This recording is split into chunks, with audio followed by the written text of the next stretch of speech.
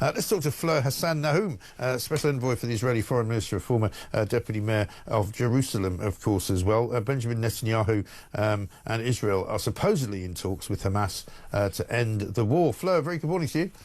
Good morning, Mike. Good to see you. There's obviously been a lot of activity over the weekend. Israel going into Gaza, trying to clear out Hamas once and for all. It's a slightly new policy, I suppose. What's going on, as far as you can tell us, with negotiations, if there are any?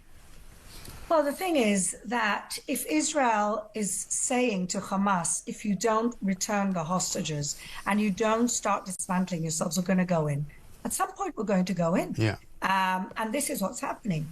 All of a sudden, once we've gone in, now they want to talk, because this is what you do. This is, unfortunately, the only language these jihadi terrorists understand.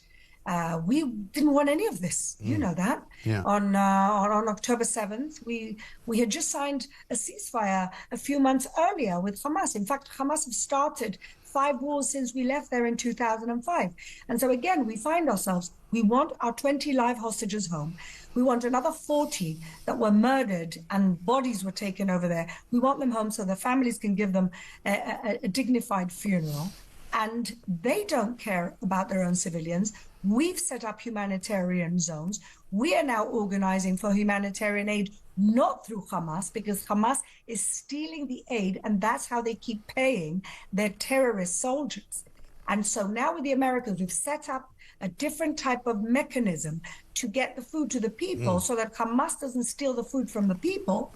And of course, we want our hostages home, and we want the terrorist infrastructure removed. Yeah. I think any normal country would want the same thing. Exactly right. But they managed to turn it into a propaganda victory, though, Always. sometimes, don't they? And that's what we Everything. saw. I mean, everything from Gary Lineker today to the Eurovision Song Contest that we saw on Saturday night, to the BBC, to a guy, unbelievably, who decides to attack or try to attack or disrupt the Israeli singer's act. You know, a young woman who was involved in this October 7th attack, who actually had to hide under dead bodies to maintain her own life. And some bozo from Youth Demand or something wants to throw paint over her. I mean, it beggars belief, doesn't it, the way people react?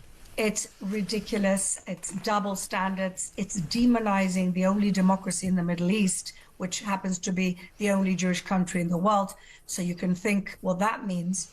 It's double standards, as I said, and it's ridiculous because we didn't want this war. We didn't start this war. And if Hamas just put down their arms and returned our hostages, it would be over tomorrow. The problem is Hamas used their people, not just as human shields. They use them as a weapon of war. They weaponize their own children and use our own humanity against us.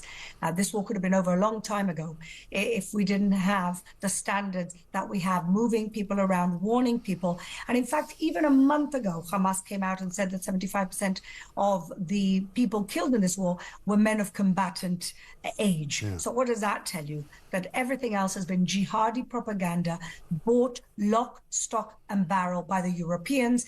Just before your show, I was on a Spanish show, Mike. And what the Spanish did for Eurovision beggars belief. Instead of letting this girl, they put essentially propaganda about Israel and all the different lies and libels. That's what they did on Spanish national television. And what's the result of that? That the public in Spain gave Israel 12 points and the Spanish song ended up second to last. So there you go. Isn't it interesting that the public's actual view is very different from those very, very loud voices of the pro-Palestinian lobby in every single place you go in the world? Strangely enough, apart from in Palestine. But even there are people actually demonstrating against Hamas, but unfortunately when they do that, they get slaughtered. And nobody reports it. Nobody reports it at all. Al Jazeera, you do. Apart from TalkTV, there's not many people reporting it. They've killed people, tens of people of their own people who want freedom, who want a peace-loving territory. They're not interested in that. Hamas have got bigger ambitions. They want to destroy it. It says it in their charter. They want to kill all the Jews. And when people keep telling you they want to kill you, we should believe them. Yeah, I think you should, absolutely. Well, we wish you the best. Fleur Hassan-Nahoum, thank you very much indeed. Good to talk to you, Special Envoy for the Israeli Foreign Ministry and former Deputy Mayor, of course, of Jerusalem.